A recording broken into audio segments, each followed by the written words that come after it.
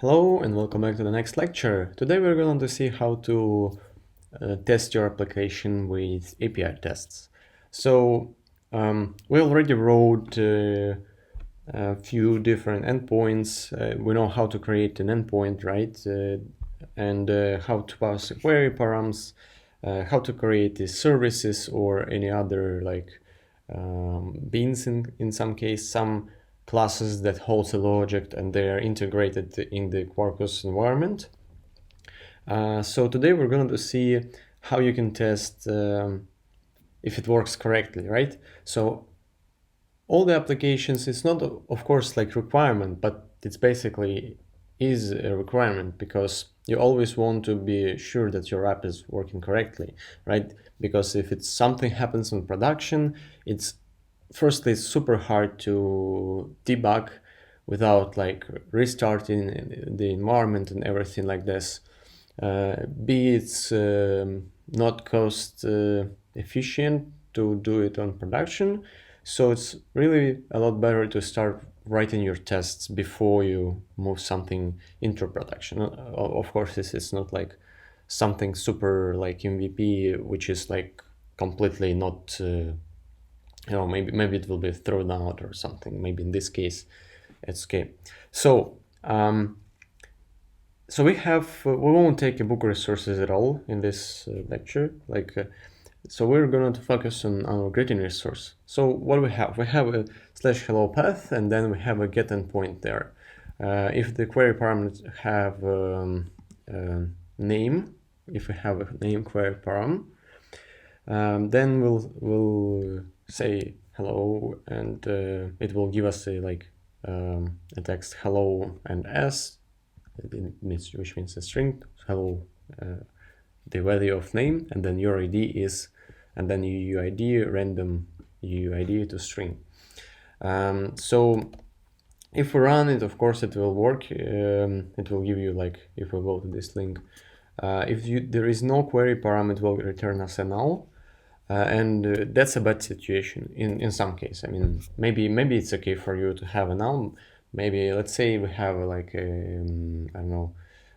client that wants to have a specific edge case. In this case, if we pass a null, right?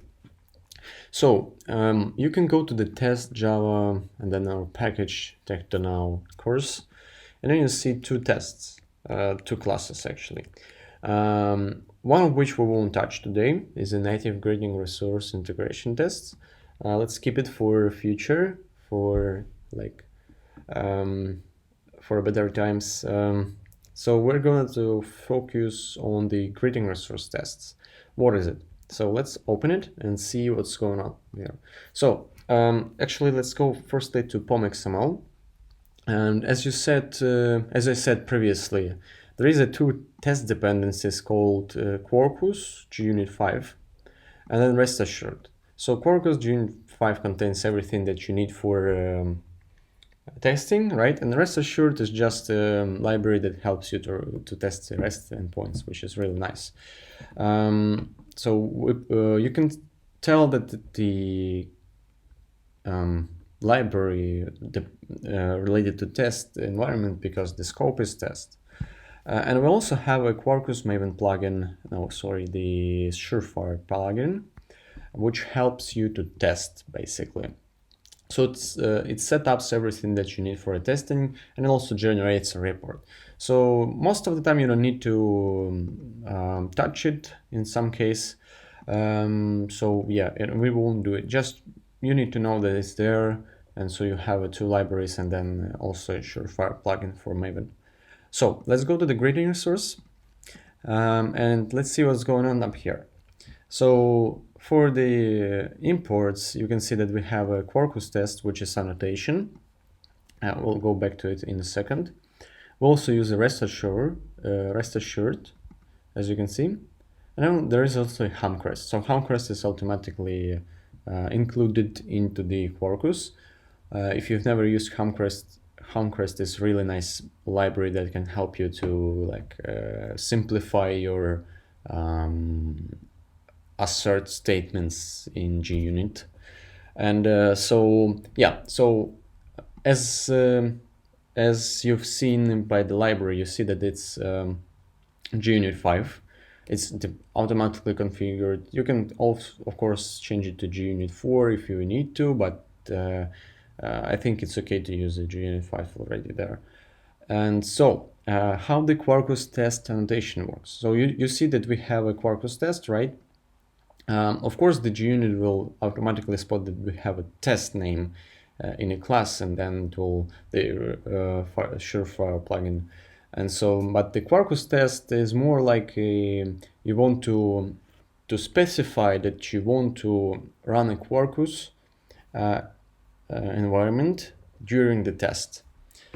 And it will set up the, it will do many things actually, but main of them is that it will bootstrap our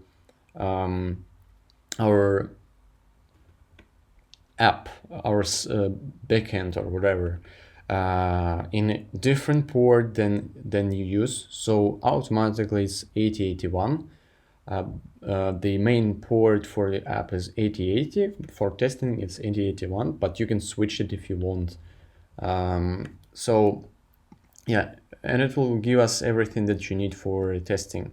And specifically, it also will inject any mock services, any mock classes that you need or objects. So yeah, and let's see what's going on with test hello endpoint, right? So we have a given that's a rest assured. So when we call the /hello with a get, then we expect to have a status code 200 and the body is hello, right? When I watched my video, I realized that I forgot to mention how to start your tests from the command line. And so what you can do is go to like a root folder of your app, right? Getting started. And you need to call mv test. That's it. And it will start the testing, and it should run all the tests that it will find, right? So in this case, we have a grading resource, right? Running grading resource test, and it has all the output that the Quarkus provide to us. And then there is a failure, what's going on, what's not correct. And yeah, and it says that build failure because like failed tests. Yeah, let's continue with the video. Well, let's see what's going on if we run it. Let's see. Let's give it a second to bootstrap. So yeah, you see that it has a fail. Why is it failing? Of course, we should know why. I'll tell you in a second. So let's see what's going on there. So you can see that Quarkus final started on the 8081 instead of 8080, as expected for a test. The profile is also test. The features is the same, and let's see what the error is. So we have the response body doesn't match expectations. So expect is hello, but actually it was hello now, your ID is blah blah blah, right? So what's going on? And what we actually did in the previous lecture is that, actually let me make it a little bit larger for you, so if you are on a phone or somewhere you can see what's going on. So as you remember, we haven't added new endpoint, we just reused the same one, which is not a good thing to do. So what we can do is, in this case, is that we can check if name is null, and then because of that change the response, or B, we can split the two endpoints into like /hello without anything, and then /hello/name. So let's actually do two different methods. You know, it will be better. So let's do a get the same one. Right, I'll just copy this one as well. Public string hello, and then nothing in parameters. Return greeting service. Greeting service, say hello, and then let's do it like, you know, without anything. It's not a best way to do it, but for the testing it will be more easy to understand what I want to do. So we'll give it back hello, right, in this case, and so it will give us /hello and return hello. But in this case, let's go with the other path called a path. Oops, path, and then we put an ID here. Oops, ID, right? And then it's path param, actually name, sorry. Yeah, so it will be a name. Oops, path param. Okay, so in this case, what we've just done is that we have on a simple get without anything, it will give us say hello, and then it will just return hello as expected in our greeting resource test, right? So we can actually go and do it right now and it should work. Let's see if it's working correctly. And yep, so it passed and it works perfectly. But we also want to check our new endpoint, which is /hello/name. So what we can do is actually duplicate it, because why not? And test hello with name and endpoint, right? So we expect let's do the I don't know, let's create actually random UUID, right? And it will be our name. So hello/hello/ name, for example, right? And what we won't expect actually is hello, hello, and then we expect to have a name, right? And then your ID is, oops, what we should put here? What do you think? So each time we do a request, the UUID will be different. So we can't put something here that will match each time. That's what I was talking about when we created a new. Remember, there was an option. So we could create a new greeting service here, which will give us a say hello here, right? Like this. So in this case, when we go to say hello, you can see that we have this thing here, which will give us, each time it will give us something random. Or the second option that we've done, where is it? That's here, okay. Or the second option that we've done here is that we injected the greeting service. And that's exactly what we want actually. Because when we inject something with dependency injection, if you can inject it into the class, you can inject always you can inject something different except of this class.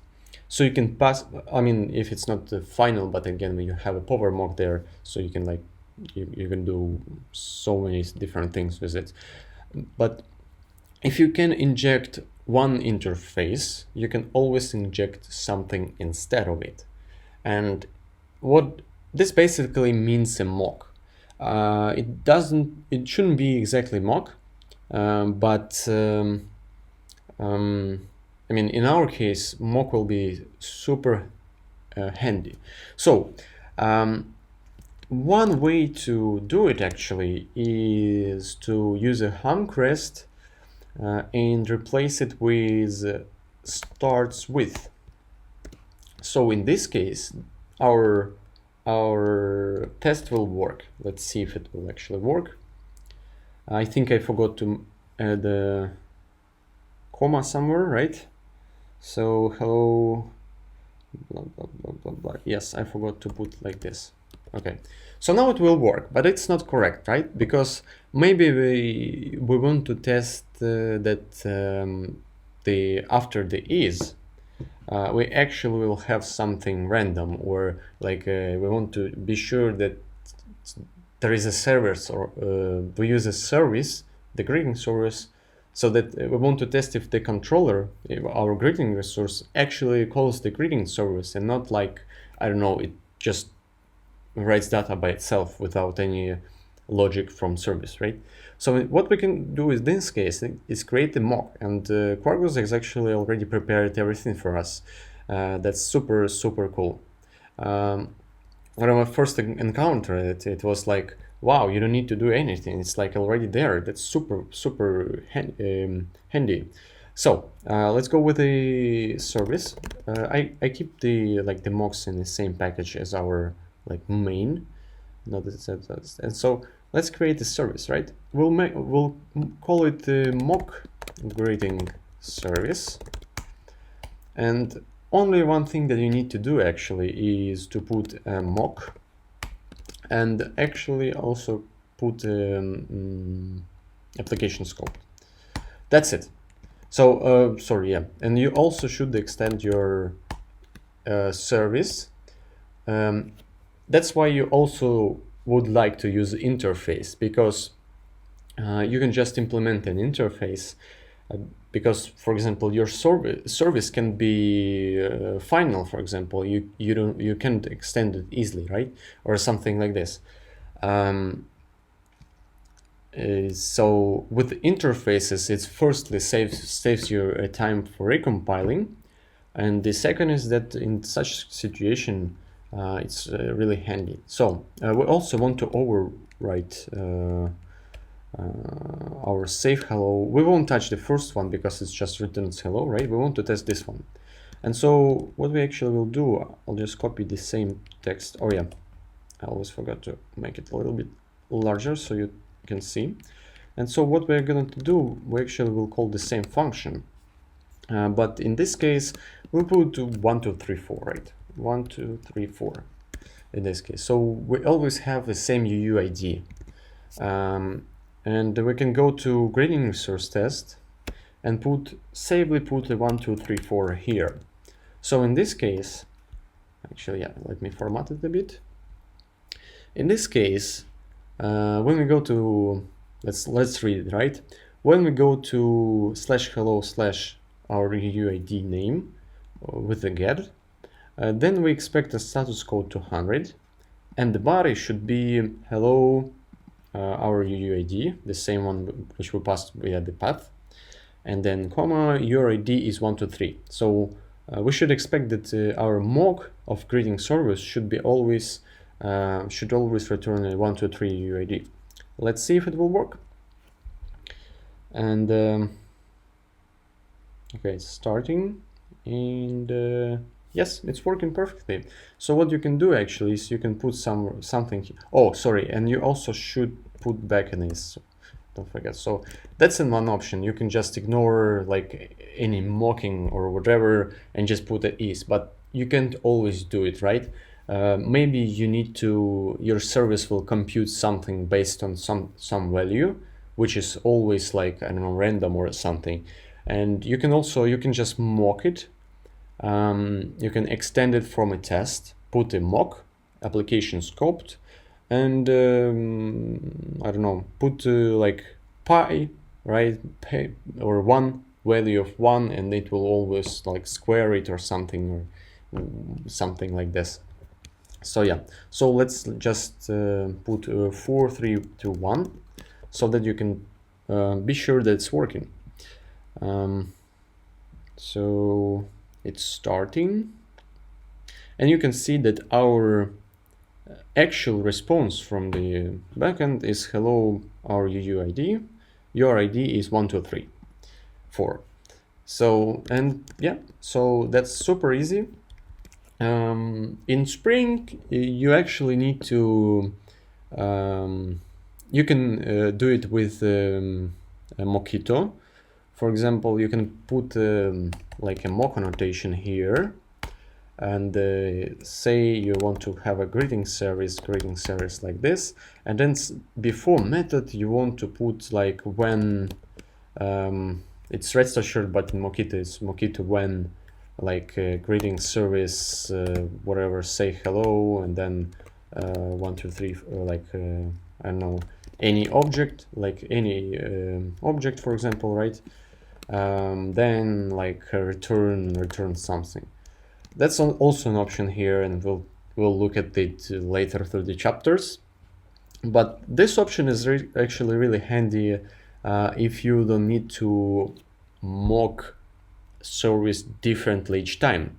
Like in this case, you don't need to, like, in one case you want to have a name like A, and then in other class, in other test, you want to have it like 1, 2, 3, 4.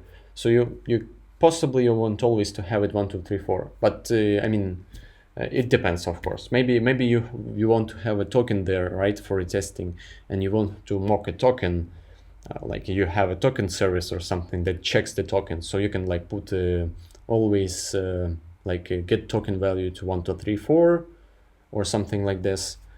And yeah, that's it. So you can see that Quarkus tester is really nice. It's really like you don't think about setting it up. It's already there as anything else in Quarkus basically, and that's what I like it. That's what I like in it. So yeah, in next lesson we'll see how to package everything that was that we've made actually, and then we'll start with the Quarkus core. Thank you very much for this for watching this lesson. I'll see you in the next lecture.